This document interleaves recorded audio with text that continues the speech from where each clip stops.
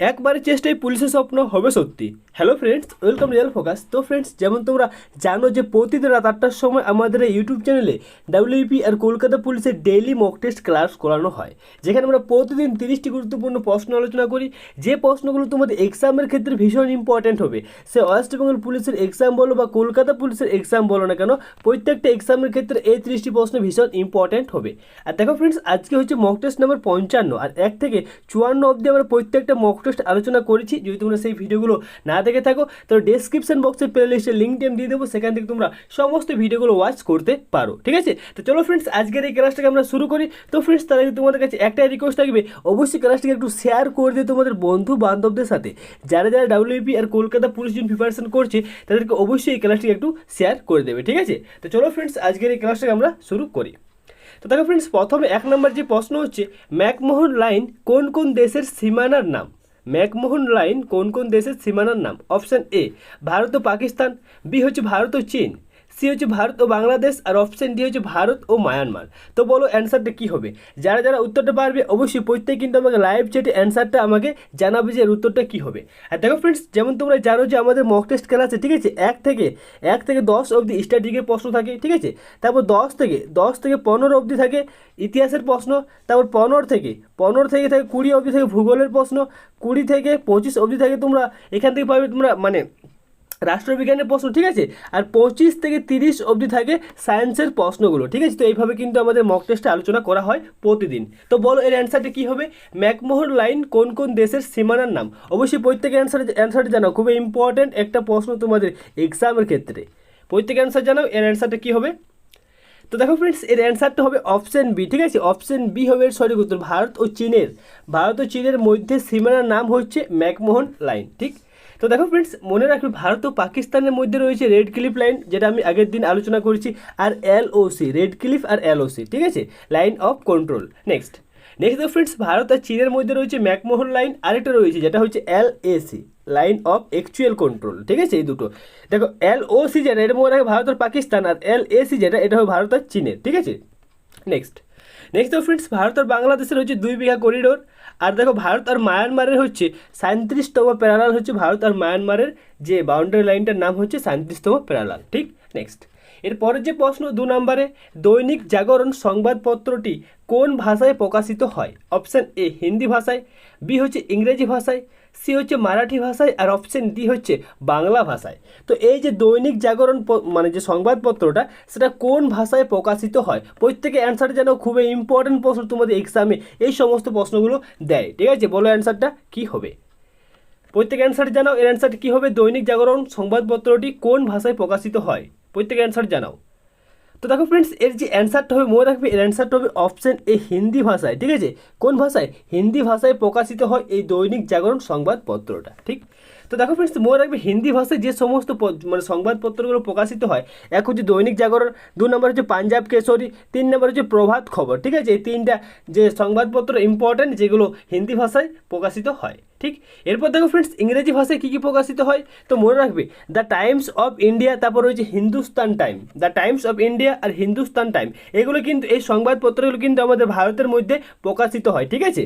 Next দেখো friends, Marathi ভাষায় মনে রাখবে সকাল বলে একটা সংবাদপত্র প্রকাশিত হয়, যেটা মারাঠি ভাষায় প্রকাশিত হয়, ঠিক আছে। এরপর থেকে বাংলা ভাষায় মনে রাখবে আনন্দবাজার পত্রিকা, তোমরা সবাই জানো, খুবই ইম্পর্ট্যান্ট, ঠিক। নেক্সট এরপরে যে প্রশ্ন হচ্ছে 3 নম্বরে, সকালবেলার শান্তি কাকে বলে? অপশান এ জাপানকে, বি হচ্ছে নরওয়েকে, সি হচ্ছে কোরিয়াকে, আর অপশান ডি হচ্ছে রোমকে। তো বলো অ্যান্সারটা কী হবে? সকালবেলার শান্তি কাকে বলে? নিম্নের মধ্যে কাকে সকালবেলার শান্তি বলে? খুবই ইম্পর্ট্যান্ট প্রশ্ন, তোমাদের এই সমস্ত প্রশ্নগুলো কিন্তু এক্সামে দেয়, ঠিক আছে, বারবার দেয়। আর বলো এর অ্যান্সারটা কী হবে? প্রত্যেক অ্যান্সারটা জানাও, ঠিক আছে। প্রত্যেকটা অ্যান্সার জানাও কী হবে, সকালবেলার শান্তি কাকে বলে। তো দেখো ফ্রেন্ডস, মনে রাখবে এর অ্যান্সার যেটা হবে, জাপানকে বলা হয় উদয়মান সূর্যের দেশ, ঠিক। আমি দেখো বলে দিচ্ছি, জাপানকে বলা হয় উদয়মান সূর্যের দেশ, আর নরওয়েকে বলা হয় নিশীথ সূর্যের দেশ, নরওয়েকে বলা হয় নিশীথ সূর্যের দেশ। আর দেখো ফ্রেন্ডস, কোরিয়াকে বলা হয়, মনে রাখবে কোরিয়াকে বলা হয় সকালবেলার শান্তি, অপশন সি, ঠিক আছে। কাকে বলা হয়? কোরিয়াকে বলা হয় সকালবেলার শান্তি। আর রোমকে, মনে রাখবে রোমকে বলা হয় সপ্ত পাহাড়ের দেশ, মানে 7টা পাহাড়ের দেশ বলা হয় রোমকে। আমি আরেকবার বলছি, জাপানকে বলা হয় উদয়মান সূর্যের দেশ, নরওয়েকে বলা হয় নিশীথ সূর্যের দেশ, কোরিয়াকে বলা হয় সকালবেলার শান্তি, আর রোমকে বলা হয় সপ্ত পাহাড়ের দেশ। খুবই ইম্পর্টেন্ট, প্রত্যেকটা খুবই ইম্পর্টেন্ট, ঠিক আছে। নেক্সট এর পরের যে প্রশ্ন, নিম্নের কাকে প্রসাদ নগরী বলে? অপশন এ দিল্লিকে, বি হচ্ছে মাদুরাই, সি হচ্ছে কলকাতা, আর অপশন ডি হচ্ছে পাঞ্জাব। তো বলো অ্যান্সারটি কী হবে? নিম্নের কাকে প্রসাদ নগরী বলে, মানে নগরী বলে? অপশন এ দিল্লি, বি হচ্ছে মাদুরাই, সি হচ্ছে কলকাতা, ডি হচ্ছে পাঞ্জাব। প্রত্যেক অ্যান্সার জানাও কী হবে এর সঠিক উত্তর। তো ফ্রেন্ডস, নিম্নের কাকে প্রসাদ নগরী বলা হয়? সিটি অফ জয় কাকে বলা হয়? সিটি অফ জয়, এটা হবে অপশন সি। কাকে বলা হয়? কলকাতাকে বলা হয় প্রসাদ নগরী, আর সিটি অফ জয় বলা হয়। অপশন সি হবে এর সঠিক অ্যান্সার। ঠিক, তো দেখো ফ্রেন্ডস, মনে রাখবে দিল্লিকে বলা হয় ভারতের রোম, মাদুরাইকে বলা হয় মন্দিরের শহর, মন্দিরের শহর মনে রাখে মাদুরাইকে বলা হয়। আর যদি বলা হয় স্বর্ণ মন্দিরের শহর কাকে বলা হয়? স্বর্ণ মন্দিরের শহর, তো মনে রাখবে সেটা হবে অমৃতসরকে বলা হয় স্বর্ণ মন্দিরের শহর। আর যদি শুধু প্রশ্ন করি যে মন্দিরের শহর, সেক্ষেত্রে মনে রাখে মাদুরাই। ঠিক আছে, নেক্সট দেখো ফ্রেন্ডস, কলকাতাকে বলা হয় প্রসাদ নগরী, আর পাঞ্জাবকে বলা হয় পঞ্চনদের দেশ বলা হয় পাঞ্জাবকে, পঞ্চনদের দেশ। খুবই ইম্পর্টেন্ট, প্রতিটাই কিন্তু খুবই ইম্পর্টেন্ট। ঠিক আছে, যতগুলো তোমাদেরকে বললাম। ঠিক, নেক্সট এর পরের যে প্রশ্ন 5 নম্বরে, ভারতের প্রথম মুসলিম রাষ্ট্রপতির নাম কি? Option A Rajendra Prasad, B হচ্ছে জাকির হোসেন, সি হচ্ছে সর্বপল্লী রাধাকৃষ্ণ, আর অপশন ডি হচ্ছে আবুল কালাম আজাদ। তো বলো অ্যান্সারটি কী হবে? ভারতের প্রথম মুসলিম রাষ্ট্রপতির নাম কি? প্রত্যেকে অ্যান্সার জানো, খুবই ইম্পর্টেন্ট প্রশ্ন। এই সমস্ত ফ্যাক্টগুলোই তো তোমাদের এক্সামে দেয় না, যে মানে প্রথম মুসলিম রাষ্ট্রপতির নাম কি, তারপর কোন রাষ্ট্রপতি পদে থাকাকালীন মারা যান, ঠিক আছে, আর কোন রাষ্ট্রপতি দুবার রাষ্ট্রপতি হন আর কি, কোন ব্যক্তি। ঠিক আছে, তো এই সমস্ত ফ্যাক্টগুলো তোমাদের কিন্তু প্রশ্নে দেয়। তো বলো অ্যান্সারটা কী হবে? প্রথম মুসলিম রাষ্ট্রপতির নাম কি? প্রত্যেকে অ্যান্সারটা জানাও। তো দেখো ফ্রেন্ডস, এর যে অ্যান্সারটা হবে মনে অপশন বি হবে এর সঠিক উত্তর। জাকির হোসেন হচ্ছে প্রথম মুসলিম রাষ্ট্রপতি। আর দেখো ফ্রেন্ডস, যদি প্রশ্ন করি যে কোন রাষ্ট্রপতি পদে থাকাকালীন মারা যায়, সেটা হবে অপশন বি, এই জাকির হোসেন, মানে তিনি এই রাষ্ট্রপতি পদে থাকাকালীন মারা যান। ঠিক আছে, আর দেখো ফ্রেন্ডস, যদি প্রশ্ন করি যে দুবার রাষ্ট্রপতি হন কে, তো মনে রাখবে রাজেন্দ্র প্রসাদ ভারতে দুবার রাষ্ট্রপতি হন, অপশন এ সেক্ষেত্রে। ঠিক আছে, নেক্সট। তো দেখো ফ্রেন্ডস, রাজেন্দ্র প্রসাদ হচ্ছে প্রথম প্রধানমন্ত্রী, ঠিক, জাকির হোসেন হচ্ছে প্রথম মুসলিম রাষ্ট্রপতি, সর্বপল্লী রাধাকৃষ্ণ হচ্ছে ভারতের প্রথম ভারতরত্ন প্রাপক, ঠিক, আর আব্দুল কালাম আজাদ মনে রাখে ভারতের প্রথম শিক্ষামন্ত্রী হচ্ছে আব্দুল কালাম আজাদ। খুবই ইম্পর্টেন্ট। ঠিক আছে, নেক্সট। এরপর দেখো ফ্রেন্ডস, 6 নম্বরের প্রশ্ন, টিকাকরণের জনক কাকে বলে? Option A Gutenberg, option B হচ্ছে এডওয়ার্ড জেনার, অপশন সি হচ্ছে হেরোডোটাস, আর অপশন ডি হচ্ছে হিপোক্রেটাস। তো বলো অ্যান্সারটা কী হবে? টিকাকরণের জনক কাকে বলা হয়? এই যে আমাদের ভ্যাকসিনের টিকা দেওয়া হচ্ছে, ঠিক আছে, ভ্যাকসিনেশন করা হচ্ছে, তো মানে করোনা ভাইরাসের, ঠিক আছে, তো এই টিকাকরণের মানে যে পদ্ধতিটা, সেটা শুরু করে কে বা এর জনক কাকে বলা হয়? প্রত্যেকে অ্যান্সার জানাও, খুবই ইম্পর্টেন্ট প্রশ্ন, তোমাদের এক্সামে প্রশ্নগুলো আসে। ঠিক আছে, তো বলো অ্যান্সারটা কী হবে? তো ফ্রেন্ডস, এর অ্যান্সারটা হবে অপশন বি হবে এর সঠিক উত্তর। কাকে বলা হয়? এডওয়ার্ড জেনারকে বলা হয় টিকাকরণের জনক। ঠিক আছে, এডওয়ার্ড জেনারকে বলা হয়।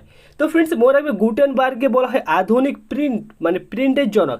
যে সমস্ত প্রিন্ট করা হয় এখন প্রিন্ট মেশিনের সাহায্যে, তো সেই প্রিন্টের জনক বলা হয় মনে রাখবে গুটেনবার্গকে। ঠিক আছে, নেক্সট ফ্রেন্ডস, এডওয়ার্ড জেনারকে বলা হয় টিকাকরণের জনক, হেরোডোটাসকে বলা হয় ইতিহাসের জনক, আর হিপোক্রেটাসকে বলা হয় চিকিৎসা বিজ্ঞানের জনক। কিসের বলা হয়? চিকিৎসা বিজ্ঞানের জনক বলা হয় হিপোক্রেটাস। ঠিক, খুবই ইম্পর্টেন্ট, প্রতিটি কিন্তু খুবই ইম্পর্টেন্ট, তোমাদের এক্সামে দেয় এগুলো। ঠিক আছে, নেক্সট ফ্রেন্ডস, এর পরের যে প্রশ্ন 7 নম্বরের প্রশ্ন, ভারতের বৃহত্তম মসজিদের নাম কি? অপশন এ জামা মসজিদ, বি হচ্ছে তাজমহল, সি হচ্ছে গোল গম্বুজ, আর অপশন ডি হচ্ছে কোনোটি নয়। তো বলো অ্যান্সারটি কী হবে?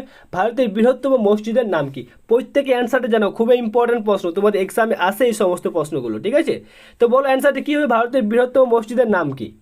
তো ফ্রেন্ডস, এর যে অ্যান্সারটা হবে মনে অপশন এ হবে এর সঠিক উত্তর। ঠিক আছে, জামা মসজিদ হচ্ছে ভারতের বৃহত্তম মসজিদের নাম, অপশন এ হবে এর সঠিক অ্যান্সার। ঠিক, তো দেখো ফ্রেন্ডস, জামা মসজিদ হচ্ছে ভারতের বৃহত্তম মসজিদ, আর গোল গম্বুজ মনে রাখবে গোল গম্বুজ হচ্ছে ভারতের বৃহত্তম গম্বুজ, হচ্ছে গোল গম্বুজ। ঠিক, নেক্সট দেখো ফ্রেন্ডস, এর পরের যে প্রশ্ন 8 নম্বরের প্রশ্ন হচ্ছে, পৃথিবীর বৃহত্তম দেশের নাম কি? প্রশ্নটা আরেকবার বলছি, পৃথিবীর বৃহত্তম দেশের নাম কি? অপশন এ চীন, বি হচ্ছে রাশিয়া, সি হচ্ছে এশিয়া, আর অপশন ডি হচ্ছে টোকিও। তো বলো অ্যান্সারটা কী হবে? পৃথিবীর বৃহত্তম দেশের নাম কি? দেখো ফ্রেন্ডস, এখানে এই 4টে অপশনের মধ্যে অপশন এ আর বি হচ্ছে দুটো দেশ, বাকি সমস্ত দেখো এশিয়া হচ্ছে একটা মহাদেশ, আর টোকিও হচ্ছে একটা শহর। ঠিক আছে, তো বলো অ্যান্সারটা কী হবে? পৃথিবীর বৃহত্তম দেশের নাম কি? তো ফ্রেন্ডস, এর অ্যান্সারটা হবে অপশন বি হবে এর সঠিক উত্তর। ঠিক আছে, রাশিয়া হচ্ছে পৃথিবীর বৃহত্তম দেশ। আর দেখো ফ্রেন্ডস, যদি প্রশ্ন করে যে জনসংখ্যার দিক থেকে পৃথিবীর বৃহত্তম দেশের নাম কি, তো সেক্ষেত্রে হবে চীন জনসংখ্যার দিক থেকে। কিন্তু যদি বলে আয়তনের দিক থেকে, তো সেক্ষেত্রে মনে রাখবে রাশিয়া হচ্ছে আয়তনের দিক থেকে বৃহত্তম দেশ। ঠিক, তো দেখো ফ্রেন্ডস, মনে রাখবে চীন হচ্ছে জনসংখ্যার বৃহত্তম দেশ, আর রাশিয়া যেটা বললাম যে আয়তনের বৃহত্তম দেশ। এরপর এশিয়া যেটা, সেটা হচ্ছে বৃহত্তম মহাদেশের নাম। আমাদের পৃথিবীর বৃহত্তম মহাদেশের নাম কি? এশিয়া মহাদেশ। ঠিক, আর টোকিও যেটা, সেটা মনে রাখবে জনসংখ্যার দিক থেকে বৃহত্তম শহর হচ্ছে টোকিও শহরটা। ঠিক আছে, জনসংখ্যার দিক থেকে। নেক্সট দেখো এর পরের প্রশ্ন 9 নম্বরে, নীল দর্পণ নাটকটি কার রচনা? Option A Michael Madhusudan Dutt, B হচ্ছে আশাপূর্ণা দেবী, সি হচ্ছে সুকুমার রায়, আর অপশন ডি হচ্ছে দীনবন্ধু মিত্র। তো বলো অ্যান্সারটা কী হবে? নীল দর্পণ নাটকটি কার রচনা? খুবই ইম্পর্ট্যান্ট প্রশ্ন, ভীষণ ইম্পর্ট্যান্ট প্রশ্ন। তোমাদের এক্সামে, স্টেট এক্সামে এই সমস্ত প্রশ্নগুলো বারবার দেখা যায়। ঠিক আছে, তো বলো অ্যান্সারটা কী হবে? নীল দর্পণ নাটকটা কার লেখা? তো এর সঠিক অ্যান্সার যেটা হবে, সেটা হবে অপশন ডি হবে এর সঠিক অ্যান্সার। দীনবন্ধু মিত্রের লেখা হচ্ছে নীল দর্পণ নাটকটা। ঠিক, তো দেখো ফ্রেন্ডস, মনে রাখবে মাইকেল মধুসূদন দত্তের লেখা হচ্ছে মেঘনাদ বধ, আর রয়েছে বীরাঙ্গনা, তারপর রয়েছে কৃষ্ণ কুমারী। ঠিক আছে, এই সমস্ত হচ্ছে মাইকেল মধুসূদন দত্তের লেখা।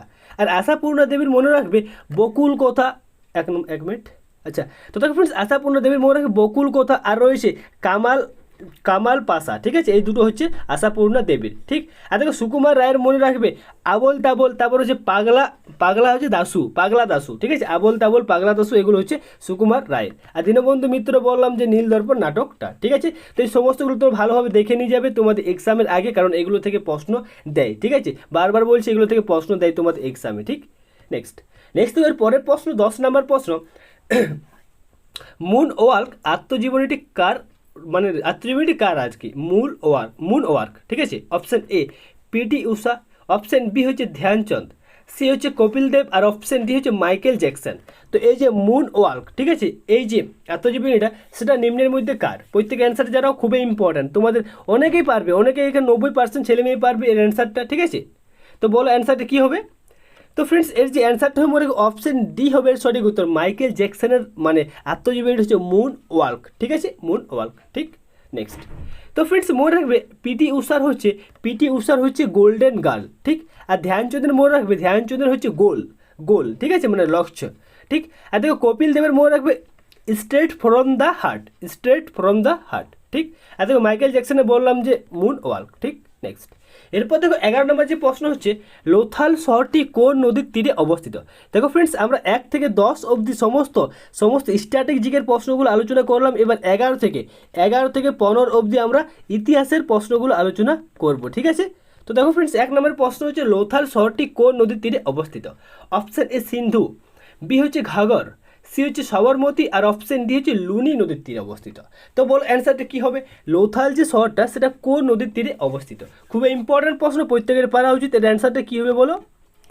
তো ফ্রেন্ডস, লোথাল যে শহরটা, সেটা মনে রাখবে এর অ্যান্সারটা হবে অপশন বি হবে এর সঠিক অপশন বি না, অপশন সি। ঠিক আছে, সবরমতী নদীর তীরে অবস্থিত এই লোথাল শহরটা। ঠিক, তো দেখো ফ্রেন্ডস, সিন্ধু নদীর তীরে অবস্থিত মহেঞ্জোদারো মানে শহরটা। ঠিক আছে, আর ঘাঘর নদীর তীরে অবস্থিত কালীবঙ্গান আর হচ্ছে বনওয়ালি, এই দুটো শহর হচ্ছে ঘাঘর নদীর তীরে অবস্থিত।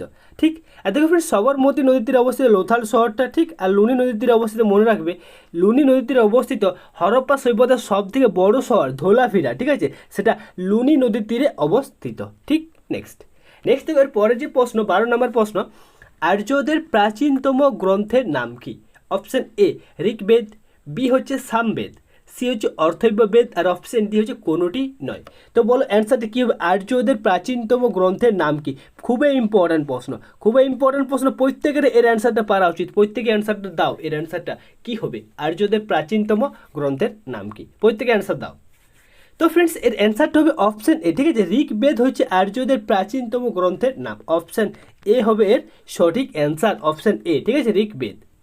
তো দেখো ফ্রেন্ডস, এরপরে যে প্রশ্ন, সেটা হচ্ছে 13 নাম্বার, আর্য সমাজে গ্রামের প্রধানকে কি বলা হতো? অপশন এ বিস্পতি, বি হচ্ছে গ্রামীণ, সি হচ্ছে গোপ, আর অপশন ডি হচ্ছে প্রধান।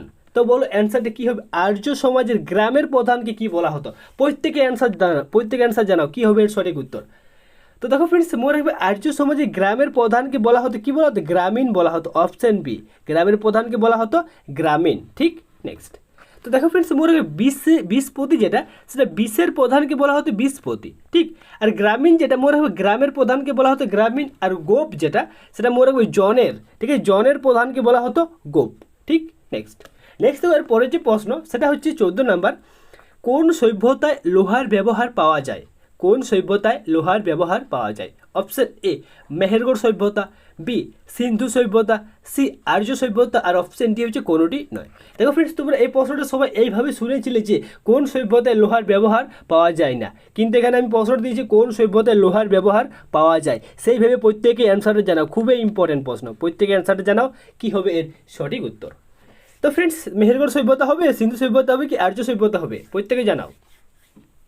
তো ফ্রেন্ডস এর অ্যান্সারটা হবে অপশন সি, ঠিক আছে, আর্য সভ্যতা। আর্য সভ্যতায় লোহার ব্যবহার পাওয়া যায়।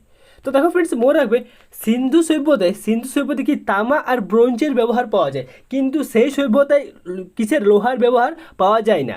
সিন্ধু সভ্যতায় তামা আর ব্রোঞ্জের ব্যবহার পাওয়া যায়, কিন্তু লোহার ব্যবহার পাওয়া যায় না, ঠিক আছে।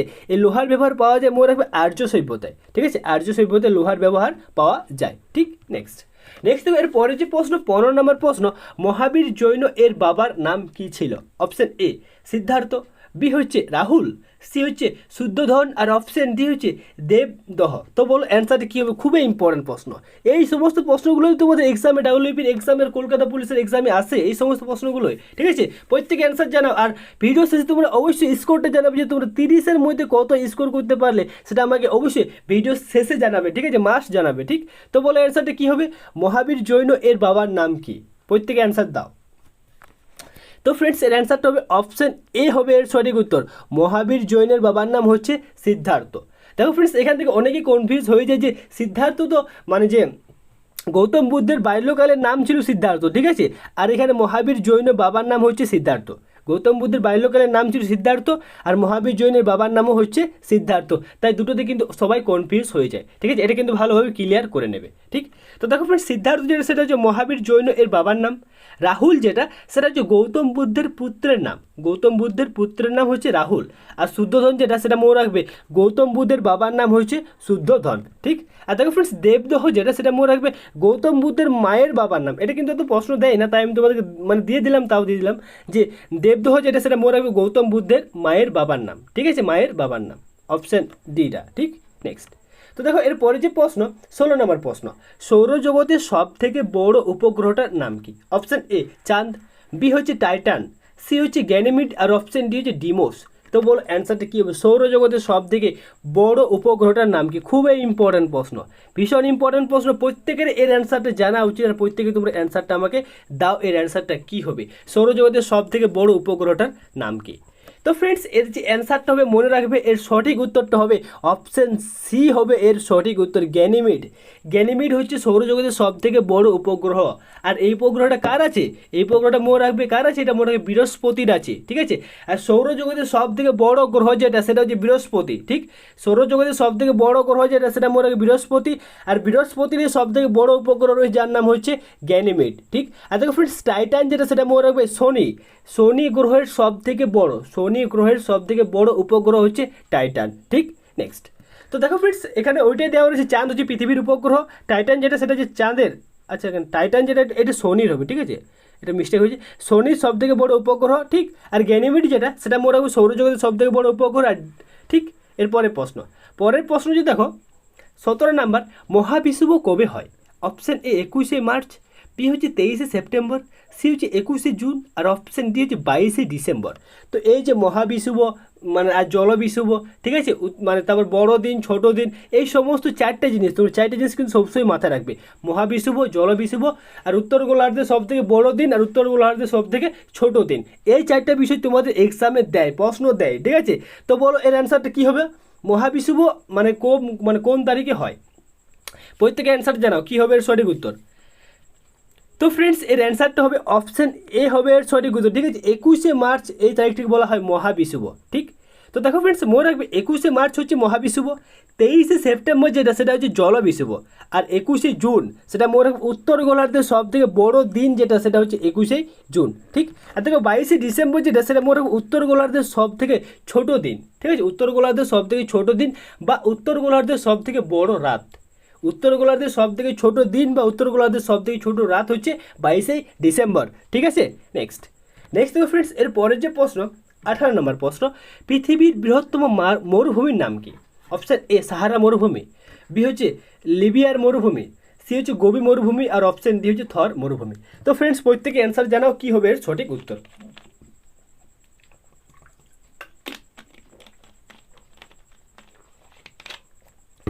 তো ফ্রেন্ডস প্রত্যেকে অ্যান্সার জানাও কি হবে এর অ্যান্সার। পৃথিবীর বৃহত্তম মরুভূমির নাম কি? এর সঠিক অ্যান্সার হবে অপশান এ। ঠিক আছে, সাহারা মরুভূমি হচ্ছে পৃথিবীর সব থেকে বড় মরুভূমি। ঠিক, আর এটা কোথায় রয়েছে? এটা রয়েছে উত্তর আফ্রিকাতে। দেখো ফ্রেন্ডস, সাহারা মরুভূমি যেটা সেটা মনে পৃথিবীর বৃহত্তম মরুভূমি যেটা উত্তর আফ্রিকাতে রয়েছে। আর লিবিয়ার মরুভূমি যেটা সেটা এটা উত্তর আফ্রিকাতে রয়েছে। ঠিক আছে, আর গোবি মরুভূমি সেটা মঙ্গোলিয়াতে রয়েছে। আর থর মরুভূমি যেটা সেটা ভারত আর পাকিস্তানের মাঝামাঝিতে অবস্থিত থর মরুভূমি। ঠিক, নেক্সট এরপরে দেখো, এরপরে যে প্রশ্ন হচ্ছে 19 নাম্বার, রোম শহরটি কোন নদীর তীরে অবস্থিত? রোম শহরটা কোন নদীর তীরে অবস্থিত? দেখো ফ্রেন্ডস, এই যে যে কোন শহরের কোন নদীর তীরে কোন শহরগুলো অবস্থিত, এটা ভারতের ক্ষেত্রেও মনে রাখবে আর আর বিদেশের ক্ষেত্রেও মনে রাখবে। ঠিক আছে, কারণ তোমাদের এক্সামে দেয় এখান থেকে প্রশ্ন। তো অপশান এ হচ্ছে দেখো সিন্ধু, বি হচ্ছে কাবুল, সি হচ্ছে টাইগ্রিস, আর অপশান ডি হচ্ছে টাইবার। তো বলো অ্যান্সারটি কী হবে? রোম শহরটা কোন নদীর তীরে অবস্থিত? প্রত্যেকে অ্যান্সার জানাও কী হবে এর সঠিক উত্তর। রোম শহরটা কোন নদীর তীরে অবস্থিত? তো ফ্রেন্ডস এর অ্যান্সার যেটা হবে অপশান ডি হবে এর সঠিক উত্তর। ঠিক আছে, টাইবার দেখো রোম শহরটা টাইবার নদীর তীরে অবস্থিত। অপশান ডি হবে এর সঠিক অ্যান্সার। ঠিক, তো ফ্রেন্ডস মনে রাখবে সিন্ধু নদীর তীরে অবস্থিত করাচি শহরটা, আর মনে রাখবে কাবুল নদীর তীরে অবস্থিত কাবুল শহরটা। ঠিক আছে, আর মনে রাখবে টাইগ্রিস নদীর তীরে অবস্থিত বাগদাদ শহরটা। ঠিক, আর টাইবার নদীর তীরে অবস্থিত মনে রাখবে রোম শহরটা হচ্ছে টাইবার নদীর তীরে অবস্থিত। খুবই ইম্পর্ট্যান্ট। নেক্সট তো ফ্রেন্ডস এর পরের যে প্রশ্ন 20 নম্বর প্রশ্ন, সম্বর হ্রদটা কোন রাজ্যে অবস্থিত? Option A Jammu Kashmir, B হচ্ছে রাজস্থান, সি হচ্ছে অন্ধ্রপ্রদেশ, আর অপশান ডি হচ্ছে পশ্চিমবঙ্গে। তো এই যে সম্বর শহর হ্রদটা সেটা কোন নদী কোন রাজ্যে অবস্থিত? তো বলো অ্যান্সারটা কী হবে? সম্বর হ্রদটা কোন রাজ্যে অবস্থিত? প্রত্যেকে অ্যান্সারটা জানাও কী হবে এর সঠিক উত্তর। তো ফ্রেন্ডস এর যে অ্যান্সারটা হবে মনে রাখবে, এর অ্যান্সারটা হবে তোমাদের বলে দিই। দেখো জম্মু কাশ্মীরে রয়েছে দুটো হ্রদ, একটা হচ্ছে ডাল আর একটা হচ্ছে উলার। ঠিক আছে, ডাল আর উলার এই দুটো রয়েছে জম্মু কাশ্মীরে। ঠিক, আর দেখো ফ্রেন্ডস মনে রাখবে এই সম্বর যেটা সেটা রয়েছে রাজস্থানে। ঠিক আছে, অপশান বি হবে এর সঠিক উত্তর। ঠিক, তো দেখো ফ্রেন্ডস এখানে দেওয়া রয়েছে, দেখো রাজস্থানে আরও যে সমস্ত শহরগুলো রয়েছে যেমন হচ্ছে পিকোলা হ্রদ। ঠিক আছে, তারপর সম্বর হ্রদ, দিন দাওনা হ্রদ। ঠিক আছে, তো এই সমস্ত হ্রদগুলো রাজস্থানে রয়েছে। ঠিক, এরপর দেখো ফ্রেন্ডস অন্ধ্রপ্রদেশে রয়েছে কল্লেরু। ঠিক আছে, এটা কলেরু হবে না, কল্লেরু। ঠিক আছে, কল্লেরু যে হ্রদটা সেটা রয়েছে অন্ধ্রপ্রদেশে। আর আমাদের পশ্চিমবঙ্গে একটা রয়েছে যেটা হচ্ছে মিরিক হ্রদ। ঠিক আছে, যেটা পশ্চিমবঙ্গে রয়েছে। নেক্সট দেখো ফ্রেন্ডস এর পরে যে প্রশ্ন 21 নম্বর প্রশ্ন, সেটা হচ্ছে ভারতের জাতীয় সঙ্গীত কবে গৃহীত হয়? ভারতের জাতীয় সঙ্গীত আর জাতীয় গান এই দুটো একদিনে গৃহীত হয়। ঠিক আছে, জাতীয় সঙ্গীত আর জাতীয় গান। তো দেখো ফ্রেন্ডস অপশান এ হচ্ছে 1949 সালে 26শে নভেম্বর, বি হচ্ছে 1950 সালে 26শে জানুয়ারি, সি হচ্ছে 1950 সালে 24শে জানুয়ারি, আর অপশান ডি হচ্ছে 1940 সালে 26শে নভেম্বর। তো বলো এর অ্যান্সারটি কী হবে? প্রত্যেকে অ্যান্সারটা জানাও কী হবে এর সঠিক উত্তর। ভারতের জাতীয় সঙ্গীত আর জাতীয় গান দুটো একদিনে গৃহীত হয়, সেটা কবে গৃহীত হয়? প্রত্যেকে অ্যান্সারটা জানাও। তো ফ্রেন্ডস এর যে সঠিক উত্তর হবে মনে রাখবে অপশান সি হবে এর সঠিক অ্যান্সার। 1950 সালে 24শে জানুয়ারি, 1950 সালে 24শে জানুয়ারি ভারতের জাতীয় সঙ্গীত আর জাতীয় গান যেটা সেটা গৃহীত হয়। দেখো ফ্রেন্ডস আমাদের জাতীয় সঙ্গীত কি জনগণ মন, আর জাতীয় গান যেটা সেটা মনে রাখবে বন্দে মাতরম। ঠিক, তো দেখো ফ্রেন্ডস 1949 সালে 26শে নভেম্বর, 1949 সালে 26শে নভেম্বর যে আমাদের সংবিধানটা সেটা গণপরিষদ দ্বারা গৃহীত হয়। সংবিধান যেটা সেটা গণপরিষদ দ্বারা গৃহীত হয় 1949 সালে 26শে নভেম্বর। আর 1950 সালে 26শে জানুয়ারি আমাদের সংবিধানটা কার্যকর হয়। ঠিক আছে, আমাদের সংবিধানটা কার্যকর হয় আমাদের দেশে। তাই 26শে জানুয়ারি প্রতি বছর কি এই দিনটাতে প্রজাতন্ত্র দিবস হিসেবে পালন করে থাকি প্রতি বছর। ঠিক, নেক্সট এর পরে যে প্রশ্ন হচ্ছে 22 নাম্বার, সংবিধান সংশোধনের পদ্ধতি কোন দেশের সংবিধান থেকে নেওয়া? অপশান এ অস্ট্রেলিয়া, বি হচ্ছে আমেরিকা, সি হচ্ছে জার্মানি, আর অপশান ডি হচ্ছে দক্ষিণ আফ্রিকা। তো সংবিধান সংশোধনের পদ্ধতি যেটা সেটা কোন দেশের সংবিধান থেকে নেওয়া হয়েছে? প্রত্যেকে অ্যান্সারটা জানাও। তো ফ্রেন্ডস খুবই ইম্পর্ট্যান্ট প্রশ্ন তোমাদের এক্সামে, এই যে কোন দেশ থেকে কী কী সংবিধানের বিষয়গুলো নেওয়া হয় সেগুলো থেকে প্রশ্ন দেয়। ঠিক আছে, তো বলো এর অ্যান্সারটা কী হবে? এর অ্যান্সারটা হবে অপশন ডি হবে এর সঠিক উত্তর। ঠিক আছে, দক্ষিণ আফ্রিকা থেকে নেওয়া হয় সংবিধান সংশোধন পদ্ধতি যেটা, সেটা দক্ষিণ আফ্রিকা থেকে নেওয়া হয়।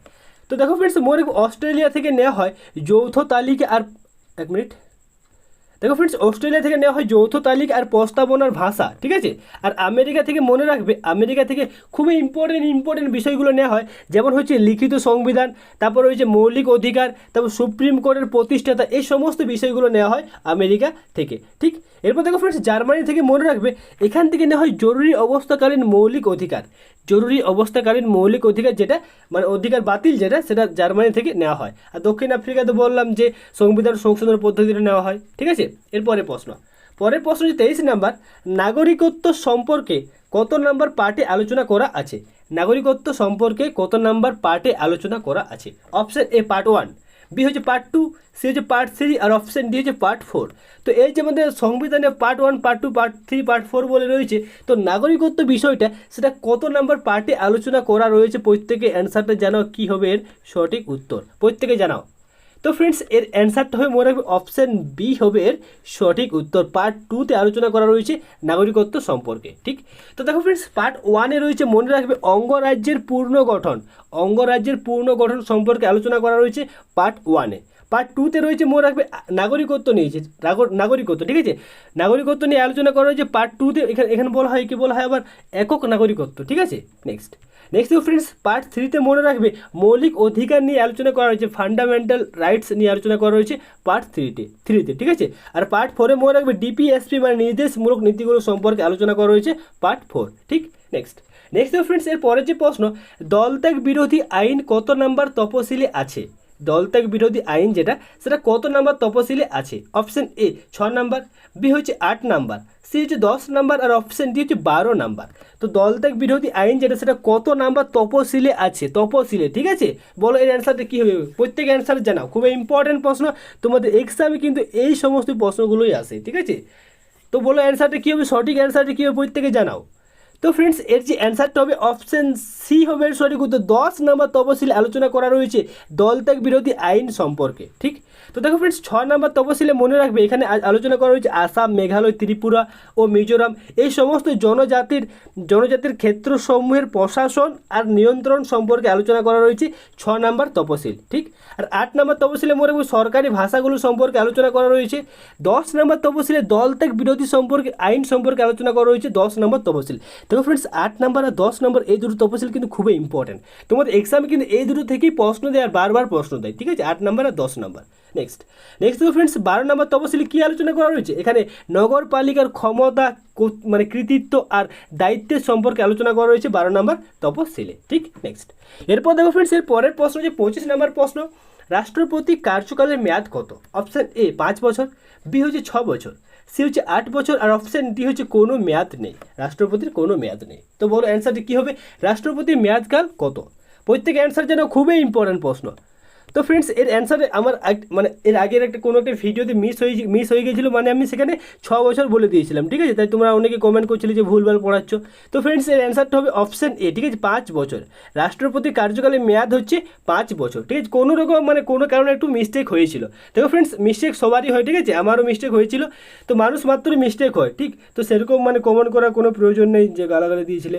ঠিক, তো ওরকম কমেন্ট করার কোনো প্রয়োজন নেই। ঠিক, যদি তোমার মানে কোনো মিস্টেক হয়ে থাকে কোনো ভিডিওর কোনো প্রশ্নে, ঠিক আছে, তো দেখো ফ্রেন্ডস, আমি ইচ্ছাকৃতভাবে কোনো রকম কোনো মিস্টেক করতে চাই না, কোনো বাই চান্সে হয়ে যায়। ঠিক আছে, তো সেই উত্তরগুলো তোমরা অবশ্যই কমেন্ট করে জানিয়ে দেবে যে এর অ্যান্সারটা দাদা এই হবে। ঠিক আছে, কমেন্ট করে তোমরা জানিয়ে দেবে। ঠিক, নেক্সট তো দেখো এর অ্যান্সারটা হবে অপশান এ 5 বছর। ঠিক আছে, এর পরের প্রশ্ন যে 26 নম্বরে দ্বিপদ নামকরণের প্রবক্তা কি? Option A. দেখো ফ্রেন্ডস, এখান থেকে আমাদের সায়েন্সের প্রশ্নগুলো শুরু হয়ে গেছে। ঠিক আছে, 26 থেকে 30 নাম্বার। তো দেখো অপশান এ হচ্ছে ক্যারোলাস লিনিয়াস, বি হচ্ছে হুগো দ্য ভ্রিস, সি হচ্ছে রবার্ট হুক, আর অপশান ডি হচ্ছে কোনোটি নয়। তো বলো অ্যান্সারটা কী হবে, দ্বিপদ নামকরণের প্রবক্তা কে? খুবই ইম্পর্টেন্ট প্রশ্ন, এর অ্যান্সারটা কী হবে বলো? তো ফ্রেন্ডস, এর অ্যান্সারটা হবে অপশান এ, ক্যারোলাস লিনিয়াস হচ্ছে দ্বিপদ নামকরণের প্রবক্তা। অপশান এ হবে এর সঠিক অ্যান্সার। ঠিক, তো দেখো ফ্রেন্ডস, মনে রাখবে দ্বিপদ নামকরণের প্রবক্তা হচ্ছে ক্যারোলাস লিনিয়াস। ঠিক, আর হুগো দ্য ভ্রিস হচ্ছে মিউটেশন তত্ত্বের প্রবক্তা। হচ্ছে হুগো দ্য ভ্রিস, খুবই ইম্পর্টেন্ট। ঠিক আছে, আর মনে রাখবো রবার্ট রবার্ট হুক কোষ আবিষ্কার করেন, ঠিক আছে, কী আবিষ্কার করেন? কোষ আবিষ্কার করেন 1665 খ্রিস্টাব্দে কোষ আবিষ্কার করেন রবার্ট হুক। কী কোষ আবিষ্কার করেন? মরা কোষ আবিষ্কার করেন, ঠিক আছে, মরা কোষ। ঠিক, নেক্সট ফ্রেন্ডস এর পরের যে প্রশ্ন 27 নাম্বার, কার্বোহাইড্রেট এর তাপন মূল্য কত? Option A 4 kilocalorie, B হচ্ছে 4.1 কিলো ক্যালোরি, অপশান সি হচ্ছে 9.3 কিলো ক্যালোরি, আর অপশান ডি হচ্ছে নান অফ দিস। তো বলো কার্বোহাইড্রেট এর তাপন মূল্য কত? কার্বোহাইড্রেট বা শর্করা এর তাপন মূল্য কত? প্রত্যেকে অ্যান্সারটা জানো, খুবই ইম্পর্টেন্ট প্রশ্ন, ঠিক আছে, প্রত্যেকে অ্যান্সার জানো কী হবে সঠিক উত্তর।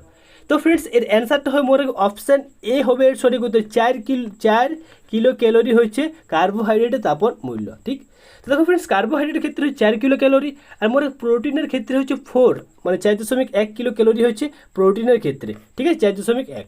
আর দেখো 9.3 যেটা সেটা মোর ফ্যাটের হচ্ছে তাপন মূল্য যেটা সেটা হচ্ছে 9.3 কিলো ক্যালোরি। মানে সব থেকে বেশি তাপন মূল্য যেটা সেটা কার রয়েছে? ফ্যাটের রয়েছে সব থেকে বেশি তাপন মূল্য 9.3 কিলো ক্যালোরি, ঠিক আছে।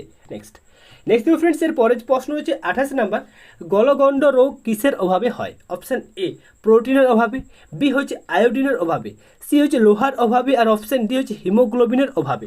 প্রত্যেকে অ্যান্সার জানো, তো তোমরা সবাই পারবে এর অ্যান্সারটা, প্রত্যেকে অ্যান্সার জানো খুব কী হবে এর সঠিক উত্তর। গলগণ্ড রোগ কোন জিনিসটার অভাবে হয়? প্রত্যেকে অ্যান্সারটা জানো। তো ফ্রেন্ডস এর অ্যান্সারটা হবে অপশান বি হবে এর সঠিক উত্তর। আয়োডিনের অভাবে গলগণ্ড রোগটা হয়।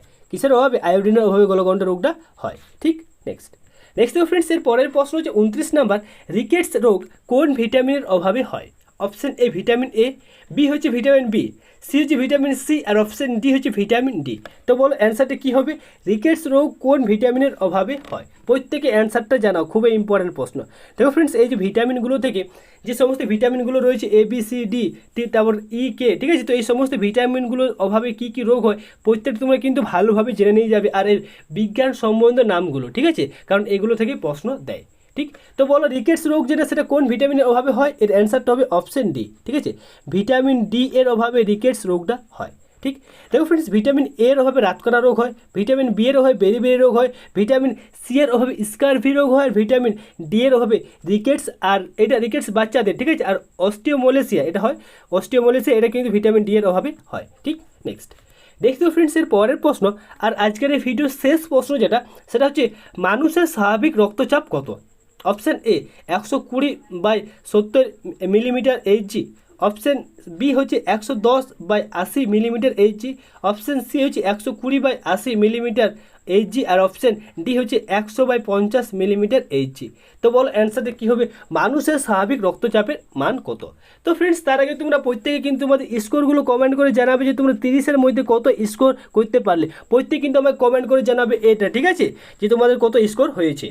তো বলো এর অ্যান্সারটা কী হবে? মানুষের স্বাভাবিক রক্তচাপের মান কত?